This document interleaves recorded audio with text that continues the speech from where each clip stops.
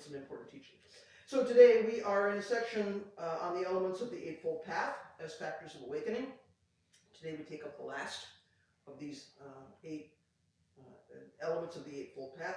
It also finishes this section of the text on the 37 elements of Bodhi, or the 37 elements of awakening. So we'll look at this eighth element of the Eightfold Path, and then finally also we can look broadly at the 37 elements and kind of what that's about. So today's gate statement says, right balanced state is a gate of Dharma illumination, for with it we attain undistracted Samadhi. So right balanced state here is Shoujo in Japanese, from the Sanskrit Samyak Samadhi. So this term is associated with things like one-pointed concentration, or bringing all the mental faculties together. This is often how we think about Samadhi. But it's not about focusing on one thing to the exclusion of everything else. So sometimes if we're really focused working on something, we might not notice the other things that are going on around us. We might not even notice the other things that are happening inside because we're just so focused on this one thing, whatever it is. We're just really concentrated on an object or on a result or something like that. So this kind of samadhi or concentration in this gate is different. It's not like that. It's not this one-pointedness to the exclusion of. It's an awareness without subject and object. This is kind of the key phrase for today. If we think about this gate, it's awareness without subject or object. It's what Sawaki Roshi called the self doing the self by the self. So maybe if you've read around in this Dharma family, you've heard phrases like the self doing the self by itself, or the self selfing the self, right? It's this sort of all-encompassing kind of phrase. So in the early teachings, a practitioner moved through higher and higher states of concentration. The deeper the practice got, or the more experience the person had, the practitioner moved along a path. Higher gates of concentration, gradually letting go of thinking, letting go of pleasure and pain, letting go of happiness and sadness, until there was just this pure awareness, or concentration, or equanimity. Now we see the connection with right balance, right? So there's no subject and object, and of course if there's no subject and object, there's no self that's full of joy, or self that's full of happiness, or there's no attachment to those states because there's no self kind of taking that action. So again, right balanced state is a gate of Dharma illumination, for with it we attain undistracted Samadhi. So there's a lovely description that I've run across in some of the teachings of this distraction. The kind of distraction that we might experience. So it says when the mind is wandering through the fields of the six senses and not stopping for an instant. So imagine wandering through the field of the six senses. So I get this impression or this mental picture, right? When our attention is bouncing around from one sense gate to another, not just the physical senses, not the five just physical senses, but also there's the sixth one, which is the mind. So you imagine the attention kind of doing this. I get this picture of perpetually wandering through a field, and here's a daisy, and there's a storm cloud, and there's a bee buzzing, and the breeze is blowing, and right, your attention is, you're wandering through the field, your attention is bouncing around from thing to thing to thing. So it's like, I don't know what to focus on first. There's just so much sense data. There's so many attractive things or scary things or just neutral things. Where do you focus? What do you take as a priority? So I think the problem in that picture is not how I prioritize those things that are coming in. It's not about how I figure out how to process all of those things without being distracted. The problem is that there's an I that's trying to achieve something.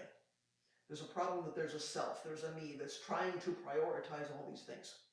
That's where the problem lies. It's not in the things, right? It doesn't matter how many things there are. It doesn't matter if I like them or not. The problem is this. What's my perception of this thing? So Sawaki Roshi says, Samadhi is practicing each and everything with the entire universe moment by moment by moment. So it's not a peak experience. It's not some special state that I experience or that I grab or something, right? It's not something that I achieve. It's practicing with each and everything with the entire universe moment by moment by moment, which really, I think, brings out this feeling of awareness without subject and object. So if right balance or right concentration is awareness without subject and object, then there's no separate I. There's no I that's separate from what's being encountered. Right? There's no relationship because there's no separation there. So everything that's going on in this field is just the total dynamic functioning of this one unified reality, which doesn't leave out me wandering around in this field. So, me and my functioning are not separate from, are part of this universal dynamic functioning that's happening in this one unified reality. We're all just unfolding the Dharma together in a seamless way. So me and the daisy and the wind and the storm cloud and the bee and whatever is going on, we're all unfolding the Dharma in a seamless way in this universe. So if that's what's going on, then there's no distraction. There's no desire to be somewhere else. There's no desire to be doing something else, because when we think about what we're distracted by, that thing over there looks much better than what I have here. I'm distracted by, and it's not that that thing over there is necessarily pleasant, it's more interesting, right? If I'm sitting here and there's not a lot going on and something's on fire over there, guess what? That's way more interesting than what I'm doing here. It isn't that I like that, it isn't that I think that that's a good thing, but there's something that's pulling me, right? Chances are something that's neutral out here is not a distraction in the way that candy or cake or fire or something is a distraction. So we may not have any desire to be in the middle of that fire, but somehow it's more interesting. So if we're in the midst of this awareness without subject and object, then we're able to fully enter into what's going on, because we're not pulling out a yardstick and measuring what have I got here compared to what's over there, right? There's no measure, there's no yardstick. So I don't need to be considering whether this small self is bored or interested or getting something out of what I'm doing or not. As soon as I'm doing that, then I am no longer functioning in a seamless way with the universe and with this karma or these circumstances that are unfolding. So Hoko-san has shared a teaching about this from a modern Rinzai teacher, Soko Morinaga Roshi, who said that Samadhi is different from the usual actions of our daily lives. Not separate from it, but slightly different from it. So here's the way Hoko-san kind of summarizes this thing. Samadhi is like a child playing in the sandbox, shoveling sand into a bucket. Someone asks the child, do you want to trade in your sand for something? And the child's answer must be no, because the child is enjoying it. The child is just shoveling sand without seeking anything else. But when adults do the same thing, shovel sand into a bucket, they do it as a job to get a wage. The action itself is not the purpose. What we really want is the money, not to shovel sand for its own sake. We do the shoveling because we think this is the way to get the money we need. We do it even though it's hard or uninteresting. When we do the work with this attitude, we don't really enjoy it. So I think that's an interesting picture, right? As a child playing with something, there's nothing beyond that playing. When we come to it, kind of with an adult mind, we do it for something. We need the money or we need to accomplish something. So of course, Hojo-san goes on to apply this to Zazen, because that's what we do. And he makes the point that we may sit because we want to get something out of it, even though we don't enjoy it. So we're not maybe sitting on the cushion because we think it's fun, or because we think it's interesting, or because we understand that Zazen is good for nothing, because Zazen is good, period. We want something out of that. So we don't necessarily enjoy it, but we do it anyway, and we think we're being virtuous. I'm sitting, even though this is hard, even though this is uninteresting, right? So Zazen isn't a job. Zazen is itself Samadhi. So Hojo-san summarizes this by saying, this sitting practice is itself Buddha's practice. It is not a human practice in order to become a Buddha. So of course we encounter this teaching, right, in our family and in this tradition from time to time. In a little while I'm going to come back to that, right, that teaching that our practice activity, our awareness without subject and object, is itself the body of Buddha, which is another interesting way to look at this. But we'll come to that in a little bit. Okay, so here's Dogen's comment on this gate about right balance. Right balance as a branch of the path is to get free of Buddhist patriarchs and to get free of right balance. It is others being well able to discuss. It is to make nose holes by cutting out the top of the head. It is the twirling of an Udambara flower inside the right Dharma eye treasury. It is the presence inside the Udambara flower of 100,000 faces of Mahakashyapa breaking into a smile. Having used this state of vigorous activity for a long time, A wooden dipper is broken. Thus, right balance is 6 years of floundering in the wilderness and a night in which a flower opens. It is when the Holocaust at the end of a kalpa is blazing and the great thousandfold world is being totally destroyed just to follow circumstances. So that's all perfectly clear, right? This is what Dogen does. Okay, so right balance as a branch of the path is to get free of Buddhist ancestors, and to get free of right balance, it is others being well able to discuss. So it sounds surprising to us, perhaps, that Dogen is telling us that right balance is to get free of right balance. It's like, what is going on? Or even to get free of the ancestors. Because we know, I mean, Dogen was constantly looking back to the Chinese ancestors, saying right balance is to get free of right balance and even to get free of the ancestors. Right? So, of course, he's telling us to look beyond our perception of right balance. And our perception of Buddhist ancestors as something out there, or as something, back then, and to actually see and experience the complete reality of our lives right now. So if we do that, then we see there is only the total functioning of the universe as Buddha's Dharma body, which includes our own activity. So we're going to get free of right balance by not negating our perception of it, but looking beyond it. Yes, and. Dogen does a lot of yes, and. Yes, there's our perception of right balance, and we get free from that by also having a larger awareness without subject and object. We get free of the Buddhist ancestors not by negating them, by looking beyond them. Yes, and. So Buddhist ancestors are not something back then. Right balance is not something out there. It is to make nose holes by cutting out the top of the head. So nose holes or nostrils are said to be symbols of aliveness, freshness in this moment. With right balance, we see beyond the intellectual activities that seem to take us out of the here and now.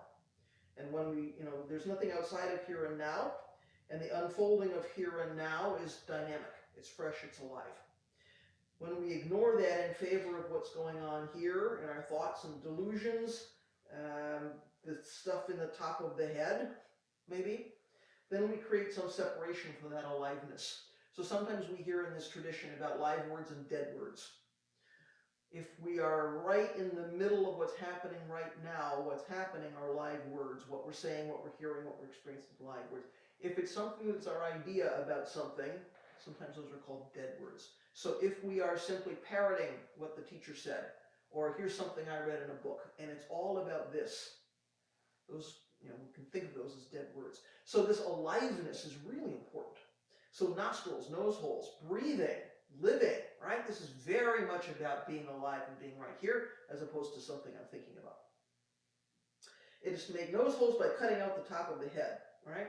So that's the sense. It's to be alive by letting go of what's here. It is the twirling of an Udambara flower inside the right Dharma eye treasury. It is the presence inside the Udambara flower of 100,000 faces of Mahakashapa breaking into a smile. So this should sound kind of familiar, right? Of course, Dogen is referring to the story of Shakyamuni on Vulture Peak, transmitting the Dharma for the first time to Mahakashapa. So that story was important enough to Dogen that he wrote an entire fascicle, the Shogo Genzo, called Udonge, or the Udambara flower, which I think is particularly lovely. I think that fascicle is particularly lovely. So Dogen's version of the story is, on sacred Vulture Peak, before an assembly of 1,000,000, the world-honored one held up an Udambara flower and blinked. At that time, Mahakashapa broke into a smile.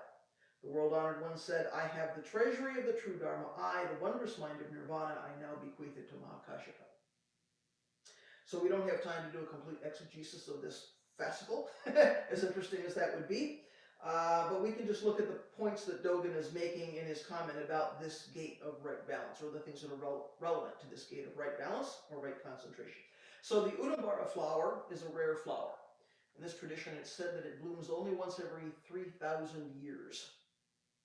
So Buddha goes before his Sangha. They're expecting him to give a talk or do some kind of teachings. He doesn't say anything. He just holds up this flower and blinks. So the blink is said to be a reference to his awakening, right? So we see he's holding up this rare flower and he blinks. Doesn't say anything. Mahakashapa, somewhere in the assembly, is the only one who gets what Buddha's doing, right? He understands this teaching, and he smiles. And Buddha sees this happening. So Buddha says he's transmitted the treasury of the true Dharma I to Mahakashyapa because he's the only one that smiles and understands this thing. So Dogen says, right balance is the twirling of an Udambara flower inside the treasury of the true Dharma I. So the treasury of the true Dharma I, of course, is Shobo Genzo, which is an important phrase for us, right? An important word for us. In the Mahayana in general, it means the Dharma. It means the functioning, right, of reality, how things unfold. In Zen, it can refer specifically to Buddha's awakening beyond what's written down in the sutras. So this is teachings, awakening, enlightenment, if you will, beyond a written teaching or a spoken teaching, right? Beyond language. So it's a broader view of the Dharma. And this is why transmission is from teacher to student and not just something we get by reading a sutra or doing some Dharma study. Again, very much about aliveness. What's going on in this moment? This is a mind-to-mind transmission is the way we talk about this. So it's coming from human body to human body, from person to person, not just something that I intellectualize. So this is, it has to be alive. It has to be lived moment by moment by moment. This awakening is not something out there. My idea of something out there, it's what's going on right now with humans, with beings. So holding up a rare flower isn't something we understand from reading a sutra, even though we read that story many, many times. The famous story shows up in transmission records, shows up in our tradition. We can read that story. And yet, there's also Buddha holding up a flower beyond what gets said about that. So it's a direct example of thusness, or suchness, that includes not only Buddha, not only the flower, not only Mahakashyapa, but the whole dynamic functioning of the universe and all beings. So we have this mental picture. Buddha's giving a story, giving a talk, or teaching. He's got an assembly of beings, but what he's doing goes beyond the assembly of beings, right? It is the entire unfolding, the entire functioning of the universe, moment by moment by moment. So he's pointing us toward, again, awareness without separation into subject and object. So when Dogen talks about the story, he's pointing us back to this right balance. He's talking about awareness, again, without subject, object, Buddha, flower, someone receiving the teaching. He's talking about the way that's unified. So he goes on to say, its presence inside the Udambara flower of 100,000 faces of Mahakashyapa breaking into a smile.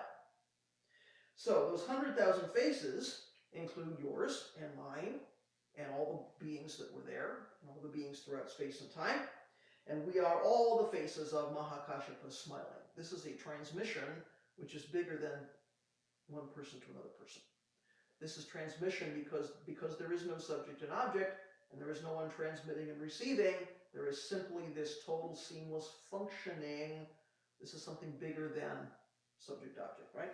So in this world of emptiness, in this world of awareness without subject and object, we're all sitting there in Buddha's assembly. We're all watching him hold up this flower. We're all part of this transmission.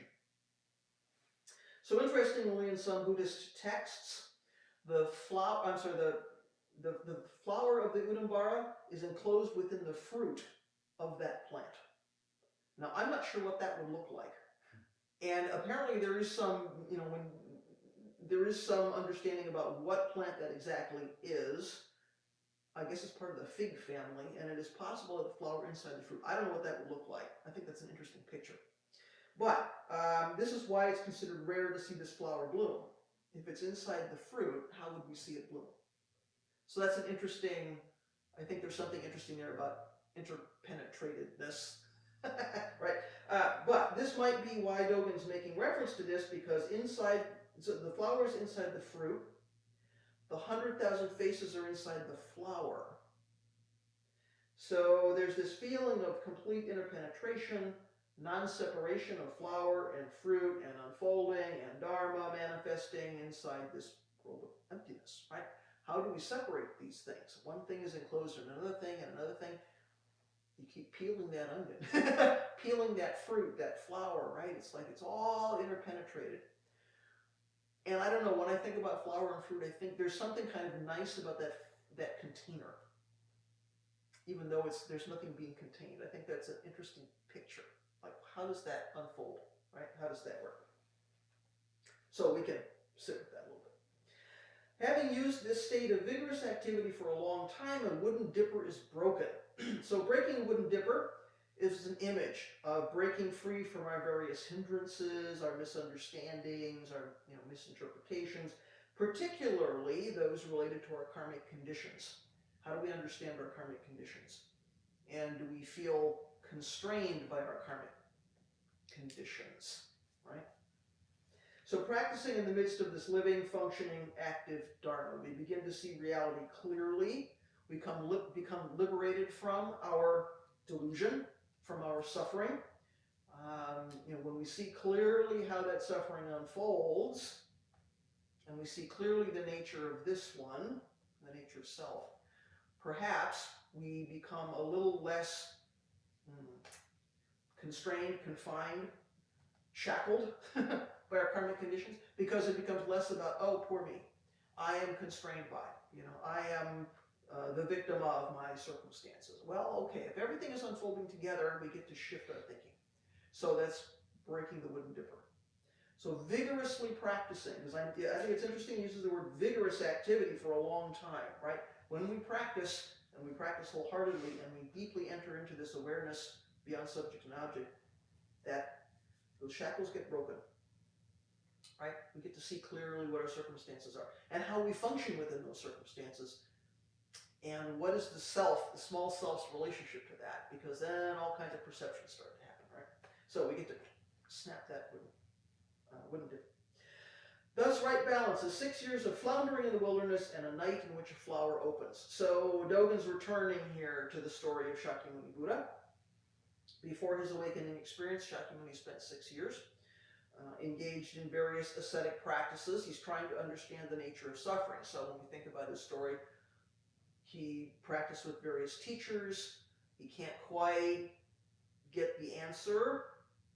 He practices with teachers. He becomes as good at their practice as they are. They almost always say, please stay here and teach. He says, no, this isn't it. He moves on. So ultimately spends 6 years doing ascetic practice in the wilderness, trying to understand what suffering is about. It's such a basic thing, and he's working awfully hard to figure that out. So Dogen calls this floundering in the wilderness. So Buddha is floundering in the wilderness. Well, Shakyamuni is floundering in the wilderness for 6 years. Then a flower opens one night when he sits in meditation and things fall into place for him, right? He sits down under the tree, says, I'm not getting up until I understand this.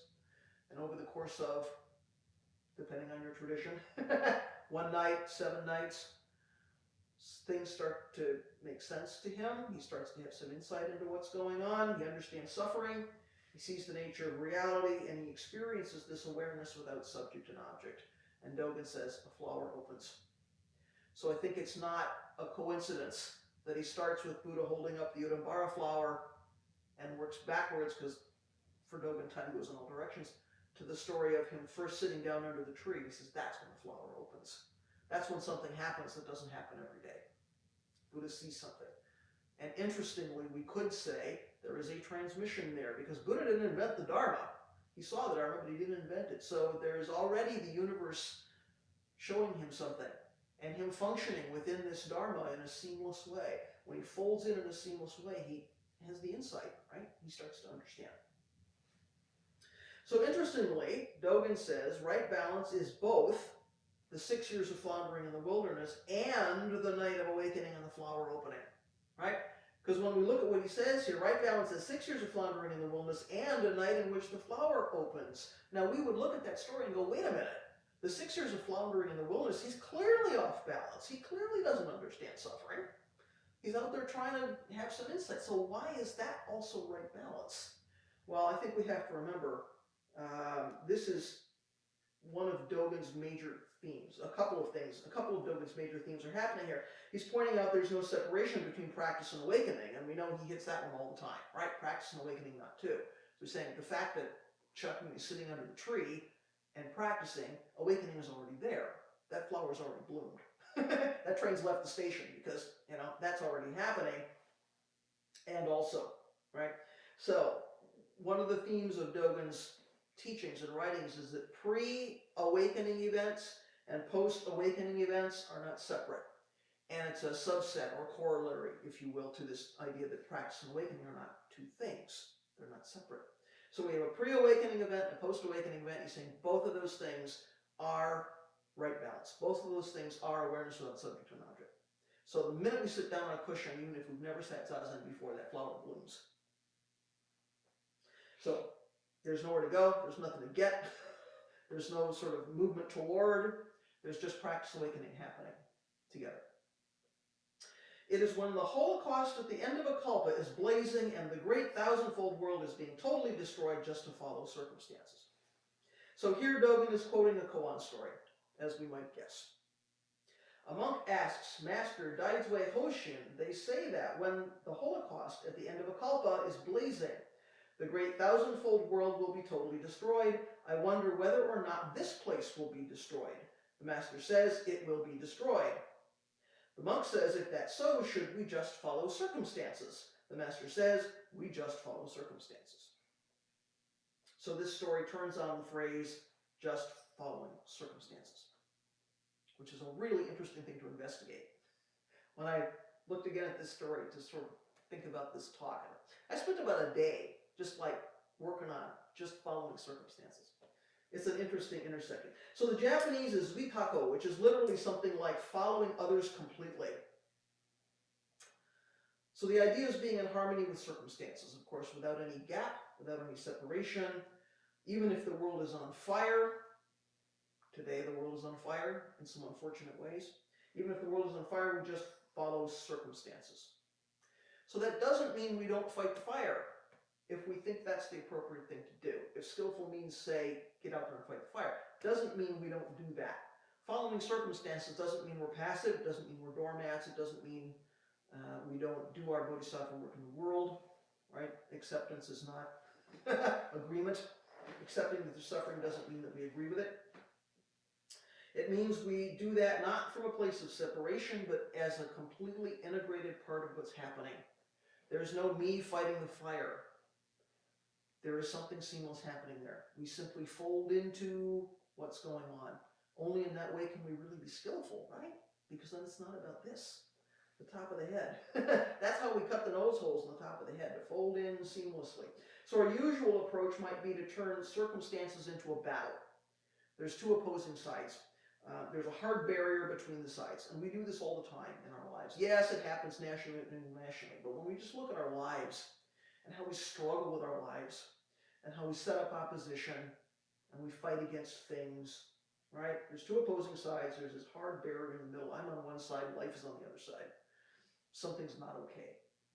Someone's going to win, someone's going to lose. I hope the winner is me. I will only be happy if the winner is me, and who cares about what happens to the other side, right?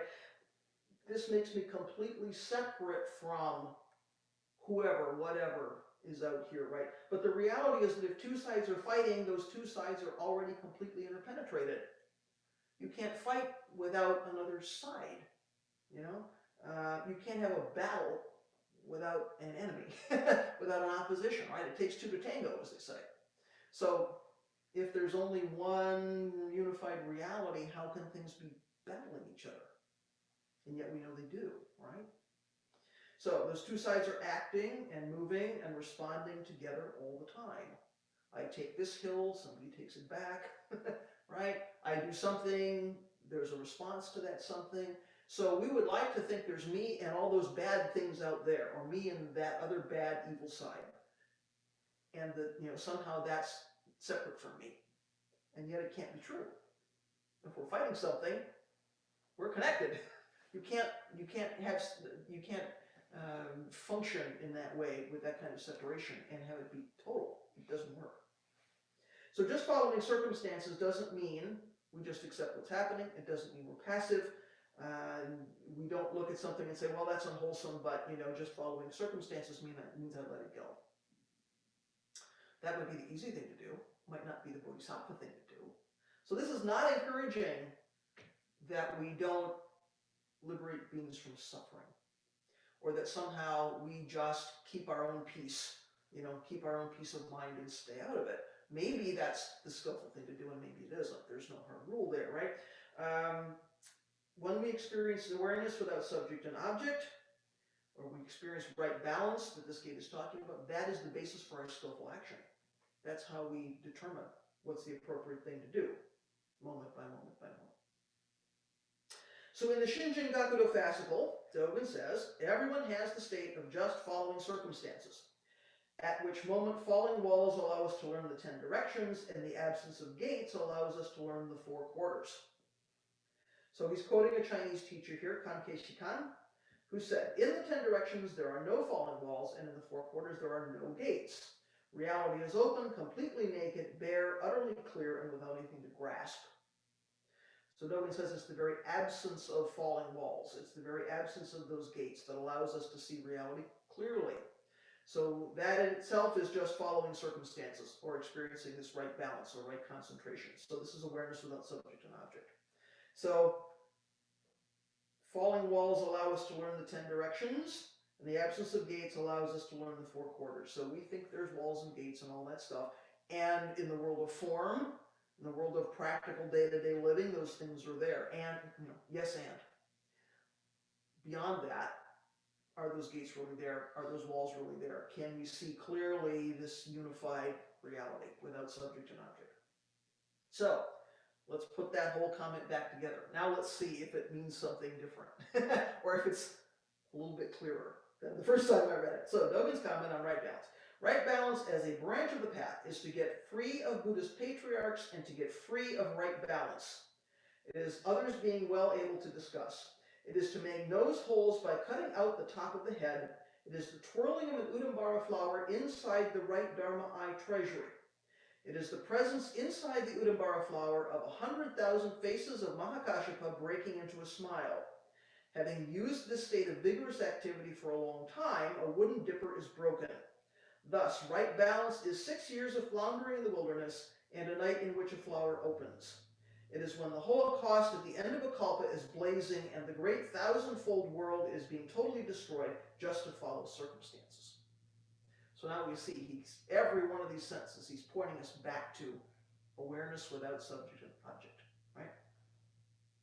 And with that, we come to the end of the elements of the Eightfold Path as factors of awakening. So, this is another way to look at the Eightfold Path, which is a very basic teaching in our tradition. It's one of the first things we hear about. So it's interesting to sort of have another take on it, right? Here's Dogen's take on Eightfold Path as factors of awakening. So, we also come to the end of the 37 factors of Bodhi. So 37 talks it took us to get through all of these factors of Bodhi. So quick recap of all of those 37 factors. We looked at the 4 foundations of mindfulness. We looked at the 4 right exertions. We looked at the 4 bases of miraculous power or spiritual power, the 5 faculties, the 5 powers, the 7 aspects of enlightenment, and the Eightfold Path. So we've come a long way over 37 factors. So these 37 factors are part of the Sanskrit Mahayana tradition, but they're older than Zen. So the 37 factors existed before Zen. So the look that we were having at these things, of course, comes from a Soto Zen perspective, because that's what we're doing here. So in the early tradition, these 37 factors of Bodhi function on 2 levels. On the most basic level, these are practices that can be undertaken by ordinary beings. So when we look at the Eightfold Path, we look at the foundations of mindfulness and all of these things. These are practices that we as ordinary beings can undertake. This is not something miraculous. All of these things are gateways for us in our practice. So in that way, they're very kind of day-to-day, right? On a higher level, they're undertaken as part of the stages to becoming a Buddha. So remember in the early teachings, again, people went through stages of these things. So these things were stages on the way to becoming Buddha.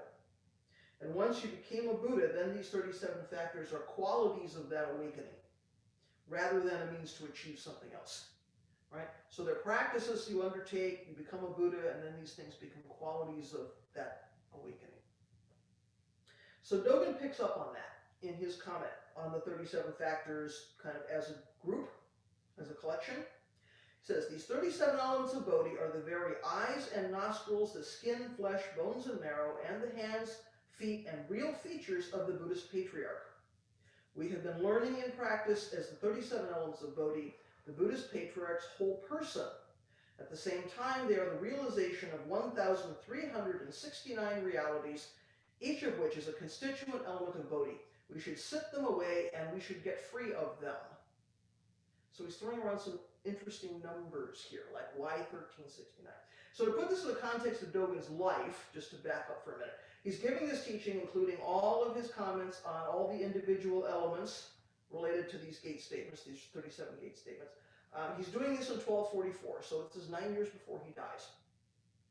He's at Kippoji, where he has been practicing for a year or so after moving from Kyoto to Ichizen. So before he establishes Eiheiji, he's practicing at Kippoji. So I assume he's got students he's lecturing to. I don't know if they're lay people. I assume they're monks, there may be lay people, I don't know. So this is all of these 37 factors of Bodhi. He's speaking in a temple context, right? So just we can picture him doing that. These 37 elements of Bodhi are the very eyes and nostrils, the skin, flesh, bones, and marrow, and the hands and feet, and real features of the Buddhist patriarch. We've been learning in practice as the 37 elements of Bodhi, the Buddhist patriarch's whole person. I think that's a really interesting phrase. We've been learning in practice the Buddha's whole person. So I think that's interesting. He's saying we're getting to know Buddha by our own living practice of the 37 factors. So these factors themselves are the functioning of Buddha, right? We are getting to know Buddha in an interesting way by carrying out these factors. As individual, normal human beings, we're engaging in them as practices, but if we're really getting to know the whole person of Buddha, these are also elements of that awakening. So for us, they're functioning on both levels. So we become Buddha, we enter into Buddha's functioning by engaging in these factors of awakening, and this is how we realize Buddha or make Buddha real. This is how we manifest Buddha. So when we're talking about, three kinds of three treasures, and one of them is the manifesting, we have the maintaining, the manifesting, and the absolute three treasures. Buddha's right here. Why? Because we're engaged in these practices. This is making Buddha real. So we're really getting to know Buddha by living Buddha's life. These 37 factors are a way to sort of enter into that life.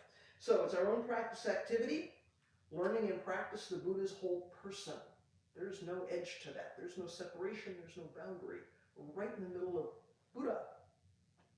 So at the same time, they are the realization of 1,369 realities, each of which is a constituent element of Bodhi. We should sit them away and we should get free of them. So this number, 1369, happens to be 37 squared. 37 by 37 is 1369. So this is a structure that we find in various places in Buddhist teaching. The idea is that the whole group of 37 elements is present in each of those constituent elements. So each 1, 2, 3, 4, 5 up to 37 contains the whole 37. So of course we have 1369. So it's like an infinite series of reflections. If you're in a hall of mirrors or you set up several mirrors and there's this kind of infinite series of reflections, or to me I kind of think about Indra's net as a picture. Each of the nodes in the net reflects all the other ones, right? So all those things are reflections, but I think we have to be a bit careful because it would be easy to say, well, those reflections are separate from each other. They're completely interpenetrated. So there's a limit to our modeling, right? But 1369, all those elements are interpenetrated with each other. So it's not 37 individual things. It's also all of them functioning together. So it sounds like a really important understanding of the nature of reality. These 37 elements are the hands and the feet and the whole person of Buddha. And they all function together in this seamless way. And yet Dogen says, we need to be free from them. Here he goes again. All right? So, just like he said in his comment on right balance a little while ago, right balance as a branch of the path is to get free of Buddhist ancestors, to get free of right balance. And here he's saying we should get free of the 37 factors of Bodhi. So, when we see beyond the small self, and we see what that's doing, then we get free from the 37 factors, because there's no 5 skandhas clinging to some idea about what these 37 factors are. Clinging to an idea about I'm engaging in 37, activities or something. We're simply following circumstances, right? We're functioning as Buddha without a gap. So Samadhi Roshi says, living out the Buddha Dharma means fulfilling your function completely without knowing that you're doing it. A mountain doesn't know it's tall, the sea doesn't know it's wide and deep, each and everything in the universe is active without knowing it. So I think this is not unrelated to phrases we hear like, a Buddha doesn't know he or she is Buddha. There is just functioning without an idea about functioning. So again, Dogen isn't negating right balance. He's not negating Buddhist ancestors. He's not negating the 37 factors. He's, getting free from something doesn't mean that thing is negated. And again, we have a little bit of a problem of language here, because as soon as we, hear things like, well, negate this and negate this and negate this. We run into this problem in the Heart Sutra, right? There's no eye, ear, nose, tongue, body, mind. Well, it's not that those things don't exist, and it's not that they're not important. It's yes and. So yes, there is right balance. Yes, there are Buddhist ancestors. Yes, there are 37 factors of awakening, and don't cling to them. Don't get stuck on them. Don't have ideas about them, because that's how you get stuck. That's how you get trapped. That's how you get entangled, right? How do we be free from those things? We let them be what they are. We have awareness about subject and object. We function with them in the way that we need to function with them without clinging, grasping, getting stuck. So it means we see these things clearly. That's how we become not trapped by them. So we don't know anything about 37 factors as separate from our lives. We don't know anything about Buddha Dharma unfolding as separate from this moment. We just do what needs to be done, right? We don't poke our heads in. So this is how we create nostrils, by cutting out the top of the head, right? It's the aliveness of this thing. So this is what I think Dogen is pointing us to with these comments about right balance, right samadhi. So I don't have, again, as usual, don't have a clock. Don't know where we are. 10:59. 59. Oh, that's pretty good, right? Okay, let me stop talking. Let's hear what others would like to ask, say, reflect on, offer, folks in this room, before we go out there. Say it, please. Yeah, there were several points there that really struck me. When you were talking about the, when we're not in balance, we're sort of losing balance, and that's also part of awakening. Mm-hmm. It reminded me of Uchiyama's teaching about, when he talks about us going off into excessive thinking or into slumber, that he says, those moments also are practice. That's not somehow outside of, it's all included in the practice itself. And then, let's see, one of the other points that you mentioned, as you were just saying about the Heart Sutra, the fact that we negate and kind of affirm at the same time. The wording in particular where it says no old age and no end to old age. Mm-hmm. And so it's expressing both, Yep. both sides there. Yep.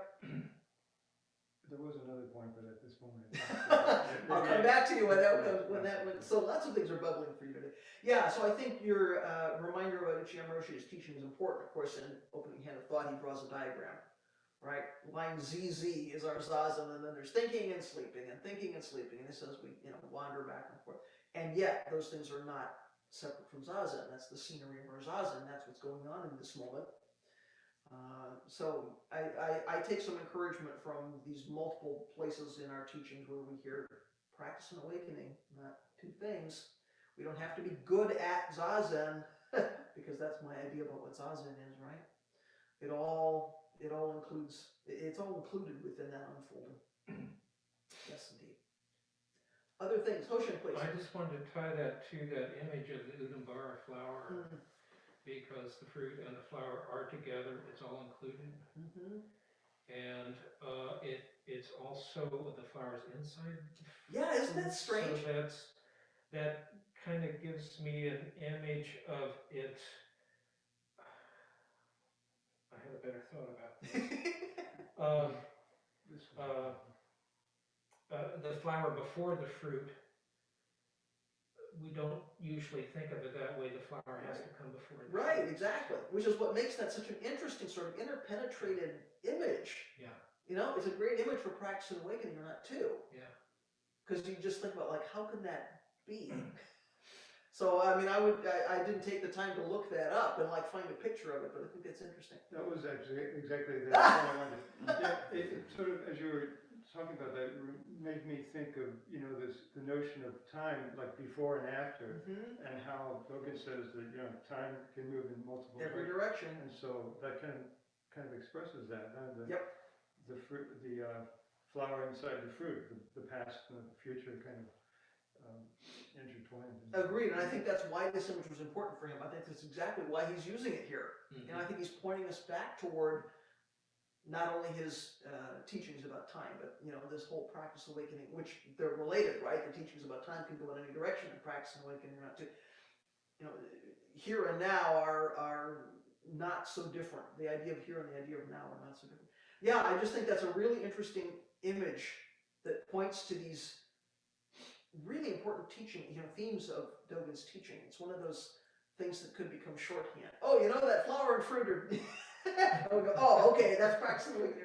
It could, you know, I just think it's not a coincidence that he's using that image, because I think that must have really spoken to him in an interesting way. Other comments in this room?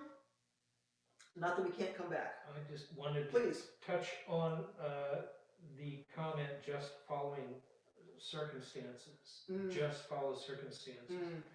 Because that seems like such an ideals in phrase, I guess. Because, you know, in my mind, I'm thinking about what that means. It means that we don't push our own desires. It's not about our desires. It is about what total functioning is without the self. And that's a difficult intersection to sit in, isn't it? Because it's difficult to imagine we can take skillful action without engaging the brain.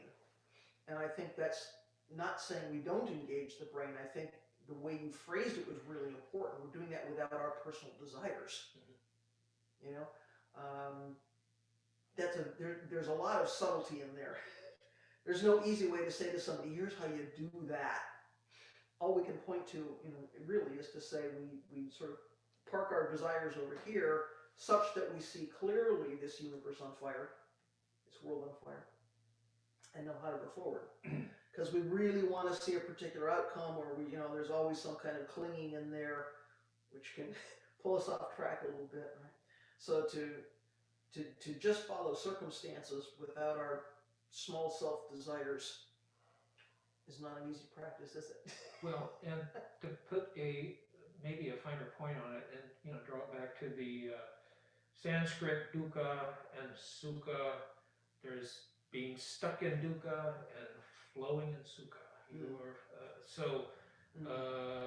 Complete functioning would be that flow. Yeah. Sure, and that's helpful because the opposite of flow is to be stuck. I mean, so, you know, setting aside for a minute, time goes in all directions. Just to try to, you know, put an image on something that's sort of difficult to grasp. You know, the flowing is unimpeded, the flowing is unobstructed. When we can set aside the obstructions, the hindrances, and just do the flowing, we don't get stuck. And how do we do that? We disengage the clinging of, you know, five skandhas to five skandhas. So I think it's a helpful image. On the one hand, here's something moving smoothly, and here's something being stuck. Here's a rock in the street, you know? And so for teachings that can be difficult to describe, I think it's a helpful image. Yeah. Please. Sort of going back to what we were saying earlier about time, about the kind of, you know, interpenetration moments of time. It's kind of interesting to contrast that with Dogen's notion of the firewood and the ash. There it's not, there he's talking about a more linear or more sequential notion of time, because the ash does not really go back to what firewood is. Right. Yes. Well, we could spend a long time talking about Uji and Dogen's three conceptions of time. But I think I'll just say, I think they all feed in here, because so much of Dogen's thinking, you know, it's like we could identify themes, but they're quite interpenetrated They really can't be separated. So these things keep coming around. So I think this is why it's important to just have some basic understanding of those themes. So when we hear comments like what he's making here, we go, oh, there's that thing. Oh, that's about, right? Which is a bit helpful to untangling some of these things. Folks at home, do you have things you'd like to say? And Mark, maybe you can help manage. If I can't see you well enough to call on you, so just unmute and speak up. Hey, Hoko, can you hear me? Yep, go ahead. Yeah. Hey, this is Fusats. Thank you so much as always. One of the things I appreciate the comments from Hoshin and also from Sagan, but you really got into something that I think we're all dealing with right now is the clinging to wanting to there to be an outcome and sitting on the edge of, you know, really kind of not wanting to be attached to that, but just continuing on and not being. I mean, you just kind of hit it right there. I was like, oh, there she goes. She's talking about it. So again, I found that very helpful as we were sitting and trying to hold both sides for everything that's going on in the world right now. So I do find that teaching very helpful, as I have, the teaching in the past 2, 3, 4, 5 years, just kind of right in your face, like, oh, this is what that really means to practice. So again, I appreciate those comments. I've been pinging Jigen also on some of the things that you and the room have been talking about. So again, it's just very beneficial being able to sit in the midst of Sangha in this time and also hearing the teachings as they are continuing to teach us in this current moment. So I just want to say that appreciation for that. Yeah, the world on fire. Somehow the world is always on fire. I mean, I read the comment for this week and I went, dang. Holocaust at the end of the Kalpa and the world is on fire. Somehow the world's always on fire. Yeah, we would so like to have some outcomes around things, and it can be difficult to sit quietly and try to discern what is the skillful thing to do and not have some personal attachment. Yeah, there's not a lot you can say about that, right? mm.